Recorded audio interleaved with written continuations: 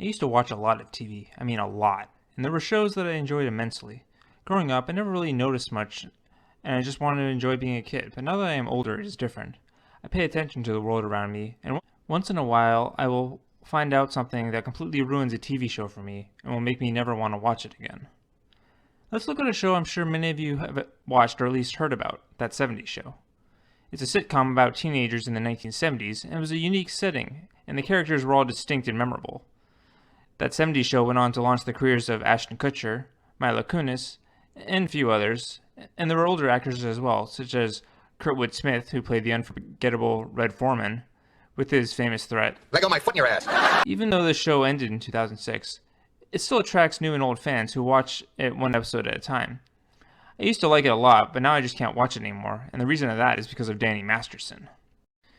Danny Masterson, who played Hyde, the rebel and Eric Foreman's best friend, went on to appear in a couple other shows, with varying success, but his career came to an end when he was accused of sexual assault, and his character was written out of the Netflix series that he was currently starring on, The Ranch, where Masterson had played one of the main characters, Rooster.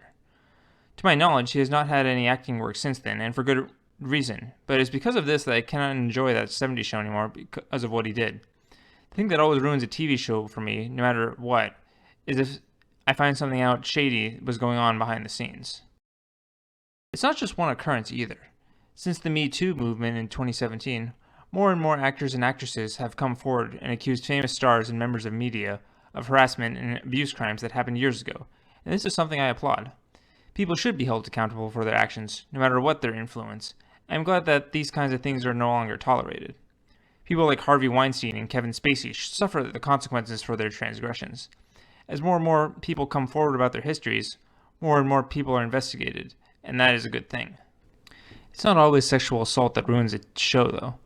Another example is Castle, a detective drama about a mystery writer who helps the police catch criminals that starred Nathan Fillion and Sonic Kadick. This was another show I liked a lot since the storylines were interesting and the characters were fun. It was a unique show, and I enjoyed it until I found out about the conflict between the two main actors. Apparently, Fillion and Kadick hated each other's guts and refused to talk to each other when off camera.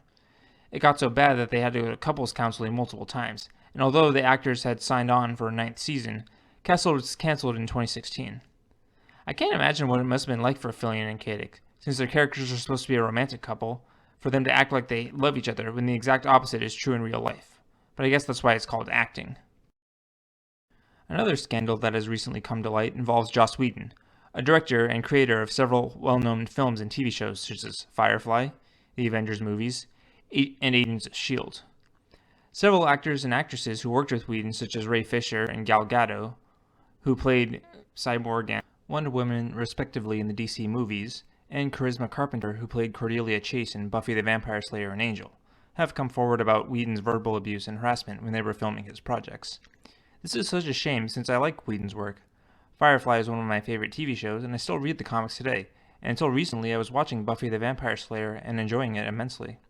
I don't want to support a person like Whedon who treats people like this, and this news taints both franchises for me and makes it hard to watch them while knowing what I know. Transparency is important when it comes to media, so when something horrible is brought to light, it is no surprise that people take notice and usually the perpetrators have their names ruined.